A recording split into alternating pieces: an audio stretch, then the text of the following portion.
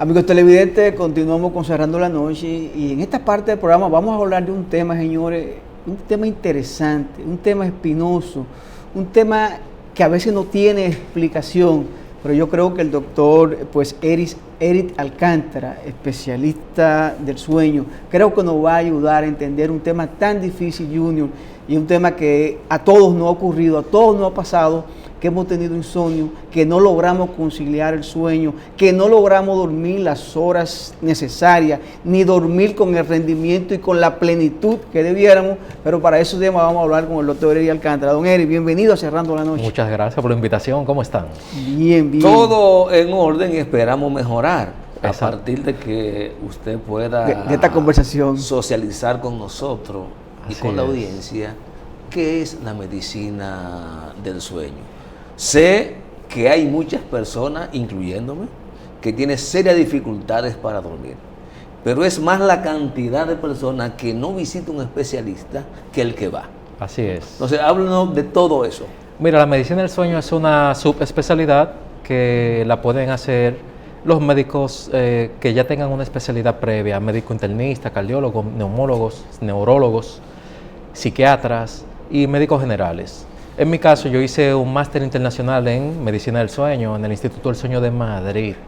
Fui encargado por 10 años de un centro del sueño, de un hospital importante en la ciudad de New York, donde ahí aprendí y me entrené mucho más en la medicina del sueño, porque cada hospital en los países desarrollados, donde la medicina es desarrollada, como España, Estados Unidos, Colombia, México, dentro del hospital tienen un departamento de medicina del sueño, que es donde ahí yo entro. Ahí, ¿qué se hace? Cuando usted va a su médico de cabecera, su cardiólogo, su médico internista, a evaluarse su examen físico anual, y usted le dice a su médico, doctor, yo no duermo bien, o siento que tengo un sueño no reparador, o yo hablo durmiendo, o yo ronco, o mi esposa me dice que me ve que yo tengo pausas respiratorias, o simplemente a pesar de que duermo 7 horas, 8 horas, me siento cansado durante el día, su doctor le envía al departamento de medicina del sueño, donde nosotros le hacemos una evaluación, un examen, una historia clínica en sueño, y luego le indicamos el estudio del sueño o polisomnografía. Existen 2 estudios, uno que se llama polisomnografía, que es durmiendo en la clínica una noche completa, donde se monitorea la actividad cerebral para identificar la fase de sueño del paciente, el corazón, la respiración, el esfuerzo respiratorio, las piernas, video, audio. Se pueden diagnosticar más de 30 trastornos del sueño esa noche. ¿Cuánto? Más de 30 que existen. También existe el estudio de la casa, que es la poligrafía respiratoria. Ese solamente se lo indicamos a los pacientes para hacer el diagnóstico de apnea obstructiva del sueño, que es el segundo trastorno del sueño más frecuente aquí en el país y en Estados Unidos y a nivel mundial. El número 1 sobre todo es insomnio, que es por lo que más los pacientes se acercan a la clínica, al centro del sueño. Pero el insomnio tiene tantos síntomas diurnos y nocturnos que son subjetivos de otros trastornos que muchas veces el paciente va por insomnio, pero termina teniendo otro trastorno del sueño que causa micro despertar y macro despertar durante la noche que hacen que los síntomas sean parecidos al insomnio. ¿Y a qué se pueden, en términos generales, asociar esas más de 30 tipos de trastornos del sueño? ¿Qué puede provocar eso? ¿Qué puede provocar? Mire, por ejemplo, aquí en el país, en Estados Unidos, los más frecuentes son trastornos respiratorios del sueño, como ahí entra la apnea obstructiva del sueño, que es donde el paciente presenta pausas respiratorias, cierres repetitivos del área de la faringe, que pueden ser 5, 15, 30 veces por hora, 50, 60 veces por hora, donde hay una hipoxemia nocturna relacionada a ese cierre que baja el oxígeno. Entonces, se apaga el paciente. Exacto, se apaga. El paciente dice, óyeme, yo ronco, yo siento que me falta el aire durante la noche, me despierto con palpitaciones en el corazón, mi esposa me dice que ve que yo hago un movimiento. Es el trastorno del sueño respiratorio, pero existe la apnea obstructiva del sueño, que es la más frecuente, luego la apnea mixta, que es cuando el músculo respiratorio responde luego de que ocurre la obstrucción, luego la apnea central, que es cuando el músculo respiratorio no responde. Y una cosa, ¿usted cree que todos los que nos están viendo saben qué es la apnea del sueño? La apnea obstructiva del sueño son cierre, apnea, el término apnea es cese de la respiración. Cuando hay un cierre de la faringe que dure 10 segundos o más, seguido de un microdespertar o una desaturación de oxígeno de 3%, ya se le llama apnea, si el cierre total. Si el cierre parcial de la faringe, que pasa un poquito de aire nada más, que se relaciona mucho al ronquido. El ronquido hoy día es una enfermedad, roncopatía, por el cierre de esa estructura anatómica dentro de la faringe. Eso causa microdespertares, disminución de la oxigenación. El cerebro hace un microdespertar, dice al corazón, oye, me aumenta el gasto cardíaco porque mi oxigenación disminuyó. Y eso lleva al paciente no tratado a que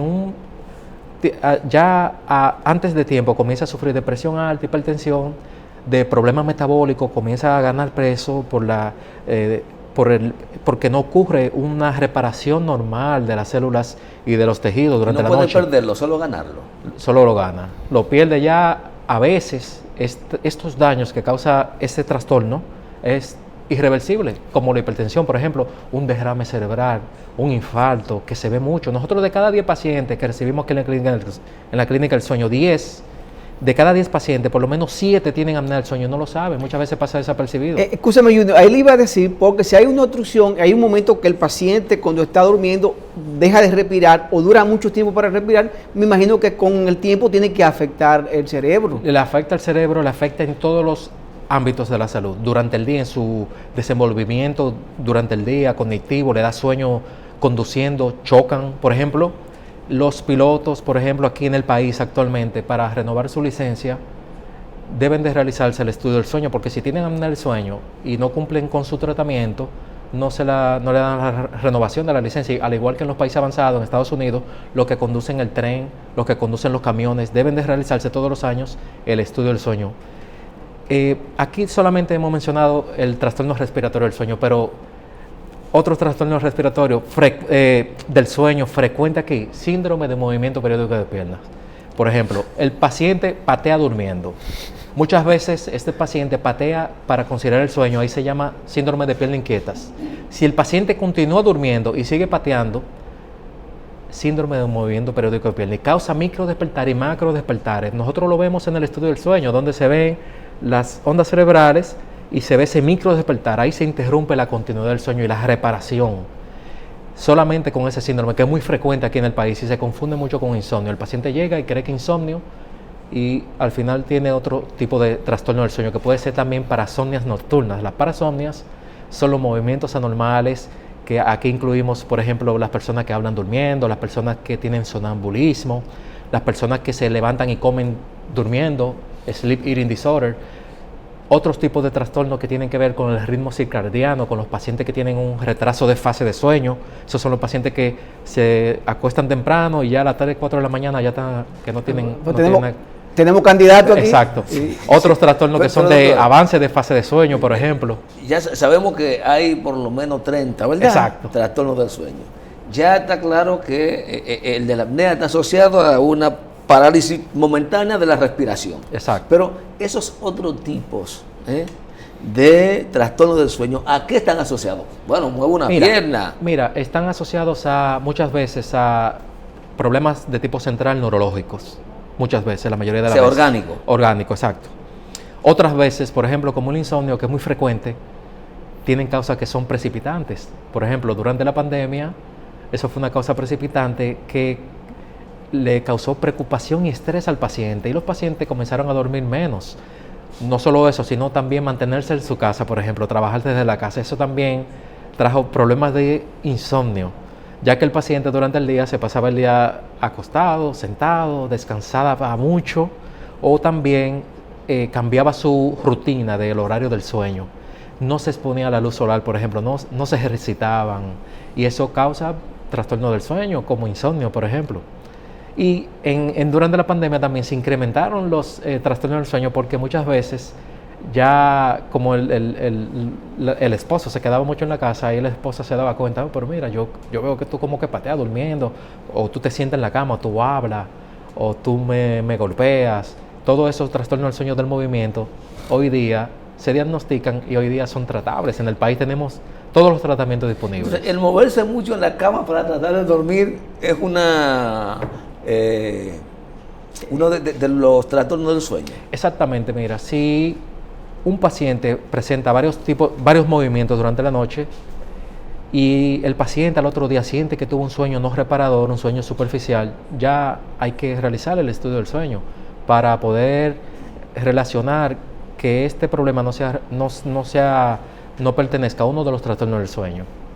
Hay personas que no se mueven, no roncan y se pasan la noche entera despiertos. Así es, esas son las personas saludables que tienen un sueño saludable. Por lo tanto, esta persona muchas veces tuve que... No duermen, se pasan la noche no duermen.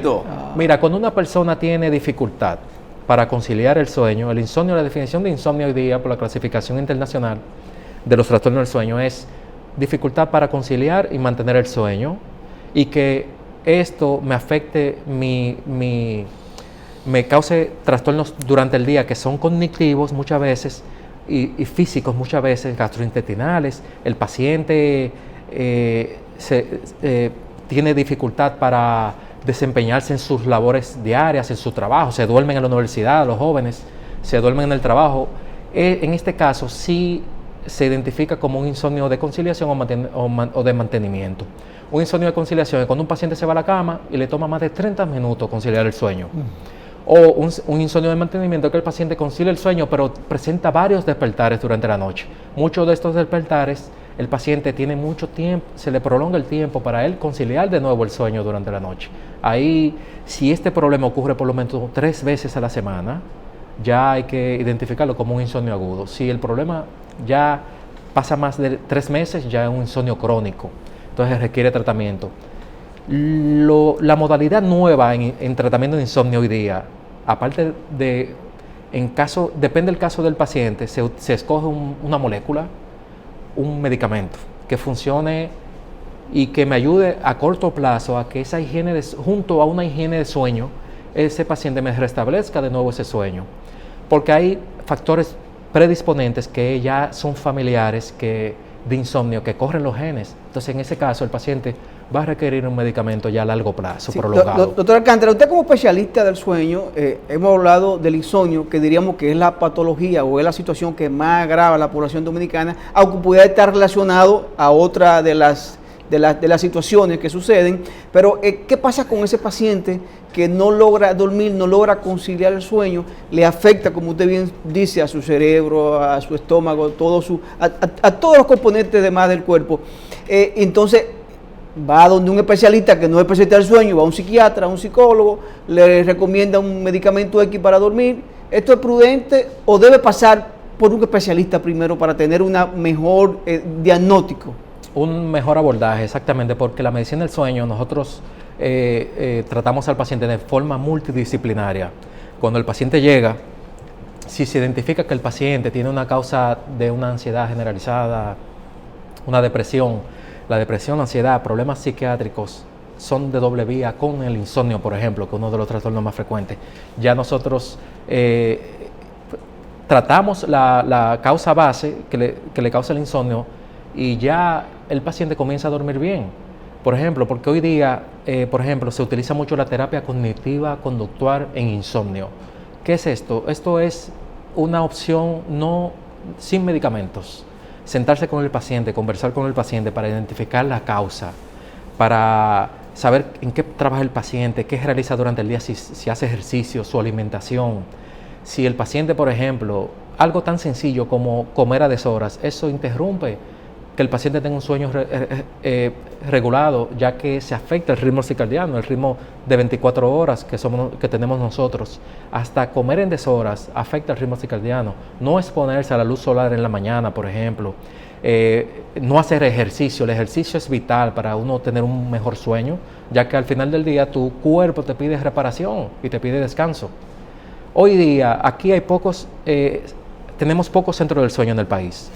Y gracias a Dios, algunos seguros médicos nos hemos sentado con ellos y han aceptado cubrir el estudio del sueño, ya que le hemos demostrado que si usted trata un problema de sueño al paciente, evitamos que el paciente tenga otros trastornos, otras enfermedades. O sea, ¿hay ARS que lo asumen? Hay algunas ARS que lo asumen, otras que... Pero el sistema no ha votado ninguna resolución al respecto. Aún nada, y sin embargo... yo me he sentado con ellos y le voy con un libro que que escribió la doctora Anna Krieger, encargada del Centro del Sueño de Walt Cornell Medical Center en New York, donde yo trabajé en investigaciones científicas en sueño, donde ella abarca el tema, el factor socioeconómico de no tratar los trastornos del sueño, ya que cuando tú tratas un trastorno del sueño, ese paciente va a dormir bien, ese corazón va a estar tranquilo, ese cerebro tranquilo, evitamos que ese paciente tenga un problema. Es una medicina preventiva. Es preventivo totalmente. Y también cuando ya el paciente se acerca a nosotros, le realizamos el estudio y tiene un trastorno y lo tratamos, también mejora la vida del paciente y prolonga la vida del paciente, demostrado con estudios científicos que hemos hecho nosotros. Antes de adentrarnos al tema vinculado a la accesibilidad que tiene el ciudadano para poder ir a una clínica especializada, aquí hay una cantidad impresionante de dominicanos que todas las noches tienen que tomarse una o dos pastillas para dormir. No, es así. Y aún tomándoselas, no tienen un sueño reparador. En ese tipo de situación, ¿qué tan grave es el problema, doctor? Mira, el insomnio, porque aquí se usa mucho de que mi vecino me regala una pastillita, porque yo no estoy durmiendo bien. Eso es la que se vende sin prescripción médica, la compran. La compran, eso hace mucho daño, porque existen varios medicamentos, dependiendo del tipo de problema, de si es insomnio de conciliación, hay una molécula que funciona en una parte del cerebro, en un receptor, que nos ayuda a conciliar el sueño. Si es insomnio de mantenimiento, hay otra que actúa para que el paciente se mantenga unas cuantas horas. El tiempo, esa biodisponibilidad de esos medicamentos, todo eso se investiga. Y no solo eso, lo que te mencioné anteriormente, existen numerosos trastornos del sueño que asemejan que el paciente tenga insomnio.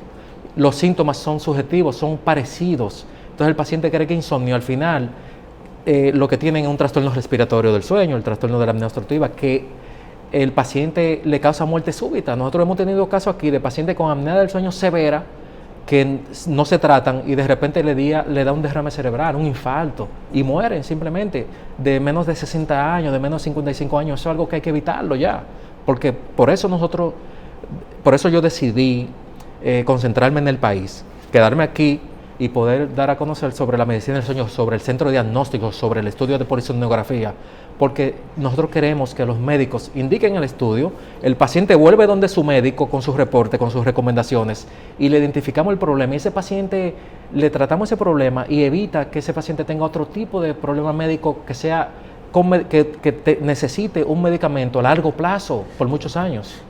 El trastorno del sueño puede ser tan grave para la salud como el estrés, la depresión. Claro que sí. Mira, un trastorno del sueño también separa parejas, por ejemplo. Yo he recibido pacientes que sufren por ejemplo, de trastorno del sueño parasomnias que son relacionadas al movimiento, sonambulismo. Estos pacientes o que hablan durmiendo, que se levantan gritando, que le golpean a su pareja, que se han provocado contusiones ellos mismos, chocan con la pared, se paran, que salen corriendo, o que van a la cocina, pueden agarrar un cuchillo. Ese tipo de paciente aquí, por ejemplo, que yo lo he tenido, nosotros lo tenemos en tratamiento ya a largo plazo y ya pueden hacer su vida normal, pueden tener su pareja. ¿Y no hay un problema psiquiátrico ahí? Algunas veces sí. Nosotros tenemos un psiquiatra dentro del grupo de medicina de la clínica del sueño para esos casos, pero muchas veces, como es un trastorno del sueño de nosotros, lo tratamos nosotros y nos ha ido muy bien. Otro trastorno del sueño que es frecuente aquí en el país se llama narcolepsia, el opuesto a insomnio. Son los pacientes que tienen un sueño irresistible, un sueño, a pesar de que duermen 8 horas, 9 horas en la noche, al otro día también siguen durmiendo. Aquí lo han atracado esos pacientes, se me duermen en la parada. Sí. Lo botan de la universidad, lo botan del colegio, lo botan del trabajo porque se duermen. Ese es un trastorno del sueño que es de tipo central neurológico también. También dormir mucho. Dormir mucho también, porque no tienen una vida normal. Esos pacientes no socializan, no pueden salir con sus familiares, no pueden conversar porque se duermen. El sueño lo vence. Aquí hacemos el estudio diagnóstico, que ese estudio es la polisomnografía y luego al otro día un estudio de latencias múltiples del sueño. Se basa en hacer 5 siestas. Si ese paciente entra en fase de sueño profundo REM, existen varias fases de sueño, que es la fase 1, fase 2, fase 3, que es muy frecuente en mujeres, y fase de sueño REM, que es movimiento ocular rápido, rapid eye movement, que son ciclos de sueño. Esas fases de sueño conforman los ciclos, que en una persona normal pueden ocurrir 3 y 4 ciclos del sueño. Esos pacientes, por ejemplo, con narcolepsia, en esas siestas durante el día, si vemos 3 fases de sueño REM, ya es positivo para narcolepsia y ya se elige el tratamiento. Si no hace fase de sueño REM, pero sí tiene una latencia de sueño, es decir, que se duerme en cada siesta en menos de 8 minutos, ya tenemos hipersomnolencia idiopática, que es sueño desconocido, y se maneja también con un medicamento que lo mantiene activo, despierto durante el día ese paciente. Pero hay algo, Junior, escúchame, ya que el doctor Eri habló de la siesta. Es importante para una persona activa física, que trabaja, que estudia, que tome una siesta de 15, 20 minutos, media hora. ¿Es recomendable? Si el paciente no sufre de insomnio agudo ni crónico y requiere una siesta, nosotros recomendamos 15, 20 minutos no más, para que no se afecte durante la noche en su rutina diaria. El doctor Eric Alcántara es especialista en el sueño. Hay diferentes condiciones de salud que la ciencia ha requerido la especialización entonces en áreas de la medicina para tratarlo. Muchas veces esas especializaciones o disciplinas nuevas en la medicina no están accesibles a la mayoría de la población, y a veces un grupo de privilegiados es que tienen acceso. Siendo el problema del trastorno del sueño tan delicado y con tan alto riesgo de afectar entonces la salud de quienes lo padecen, es fácil que una persona, por ejemplo, vaya al centro en el que usted trabaja, un ciudadano, vamos a verlo por su nivel de ingreso, clase media hacia abajo, puede ir sin problema a una consulta, a un tratamiento, a la clínica del sueño. ¿Cómo se llama la suya? Medic Sleep. Ahí en la Torre Profesional Corazones Unidos, en Naco. Mira, a pesar de que estamos localizados en una zona céntrica, nosotros recibimos a todos los pacientes, no importa que no tenga seguro, porque, por ejemplo, mi madre, que también fue doctora por 30 años aquí sirviendo al país, ginecóloga, siempre me crió con esa mentalidad. Sin embargo, eso fue lo que me inspiró a venir, porque yo podía tener mi trabajo en los Estados Unidos o en España, que tengo licencia en los dos, pero me inspiró poder servir a la población. Nosotros realizamos estudio del sueño gratis en caso de que sea necesario, porque nosotros creemos mucho por supuesto, en Dios, y en que nosotros estamos para servir. Entonces, en combinación con algunos centros que hay aquí que tienen fundaciones y pueden conseguir, por ejemplo, como la apnea del sueño es un trastorno del sueño muy frecuente, de cada 10 hombres, 7 pueden tener apnea del sueño, es lo más frecuente que yo veo. Es en ese caso, cuando ese paciente necesita el tratamiento, que es un poco costoso, muchas veces el tratamiento, si el paciente es obeso y pierde peso, mejora, pero muchas veces es anatómico. Si el paciente no es quirúrgico su caso y debe de utilizar el dispositivo de presión continua de aire positivo, que es la máquina CPAP, con una mascarilla. Para corregir algún trastorno del sueño implica una intervención. En este caso, como la apnea obstructiva del sueño, si es leve, que el paciente deje de respirar entre 5 veces a 15 veces por hora, moderada, 15 a 30 y más de 30 veces por hora es severo. En caso de que el paciente sea moderado a severo y que tenga una hipoxemia significativa, que la oxigenación le baje por debajo de 88% durante la noche con esas pausas respiratorias, ya el tratamiento usualmente, aquí hay un factor anatómico, muchas veces lo vemos en pacientes con un índice de masa corporal normal de 26 kilogramos por metro cuadrado, pero si el paciente lo enviamos donde nosotros también tenemos dentro del grupo cirujanos en medicina del sueño que se han entrenado fuera también, en trastornos del respiratorio del sueño, donde este cirujano lo evalúa y si el paciente no es quirúrgico, debe determinar utilizando un dispositivo de presión de aire para que mantenga su vía aérea abierta, ya para siempre, para prolongarle la vida a ese paciente.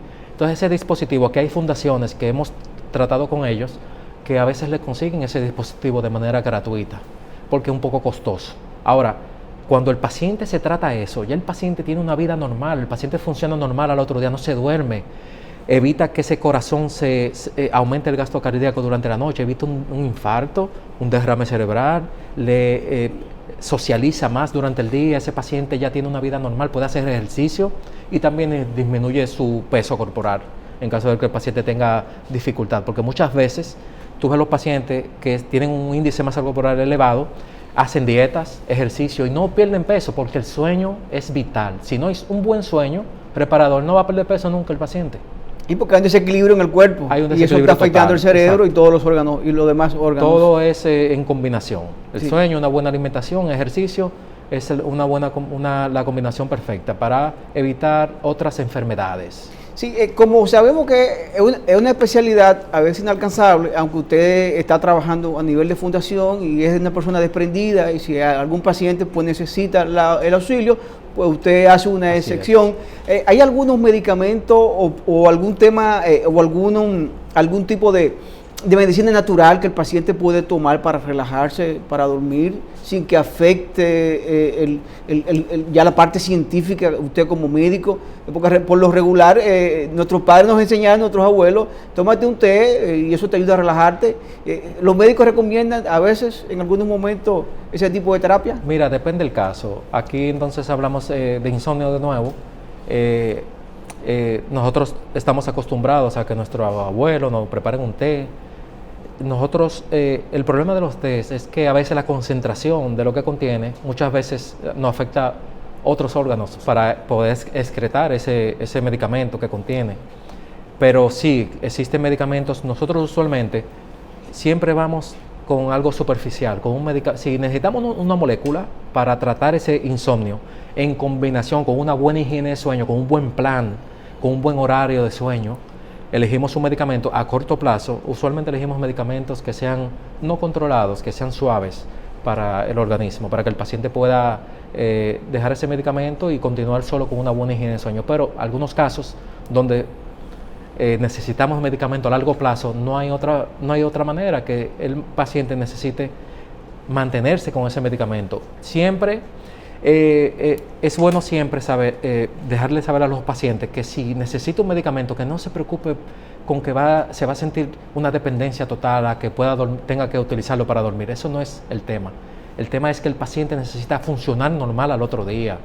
Y entonces en los países avanzados hoy día, tú ves pacientes utilizando un medicamento por 20, 15 años, porque es que tienen un factor predisponente que se relaciona al gen. ¿Qué papel juega la melatonina? La melatonina es una hormona que nosotros producimos normal. Ya cuando vamos envejeciendo hay poca producción, pero si esa hormona se regula cuando ya el sol va cayendo, cuando entra la tarde, la noche, ahí comienza la producción normal de melatonina. Como un reloj biológico. Sí, ese regula nuestro ritmo circadiano, sincroniza nuestro reloj interno. La melatonina, en casos de que sea necesario utilizarla, por ejemplo, es cuando el paciente me viene de Europa con el trastorno del sueño que se llama jet lag, con viaje de otro continente. Usualmente se regula sola, en 5 días, 6 días, 8 días, ya regula sola cuando ese paciente se expone a la luz solar en la mañana, se expone a la luna en la noche y todo eso se regula normal. En caso de que no se regule, sí se utiliza melatonina, pero en ventaja a los centros del sueño, nosotros los profesionales, las melatoninas, hicieron una investigación hace poco que están en el mercado sin receta. Sí, no, eso se vende. Contienen tal vez un 0.1% de lo que dice que contiene. Esa es la suerte. Por más natural que diga que diga que sea, porque la melatonina que nosotros utilizamos, en caso de que sea necesario, en algunos casos de insomnio, en algunos casos de síndrome de trastorno del sueño, de retraso de fase de sueño, de avance de fase de sueño o de jet lag, sí tenemos en el país una disponible que es médicamente comprobada con estudios científicos que sí funciona.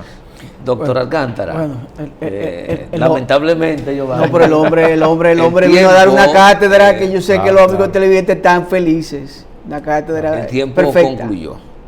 Estamos muy agradecidos de su comparecencia esta noche, cerrando la noche, para darnos luz sobre un tema tan común en las familias dominicanas. Así es. Y tampoco tratado adecuadamente. Claro que sí. Las puertas de Cerrando la Noche están abiertas, doctor Eri Alcántara. Muchas gracias por la invitación y siempre a la orden. Gracias. Ustedes, gracias por habernos permitido llegar a sus hogares. Mañana, don Giovanni Almonte y un servidor nos reencontramos en una nueva edición de Cerrando la Noche.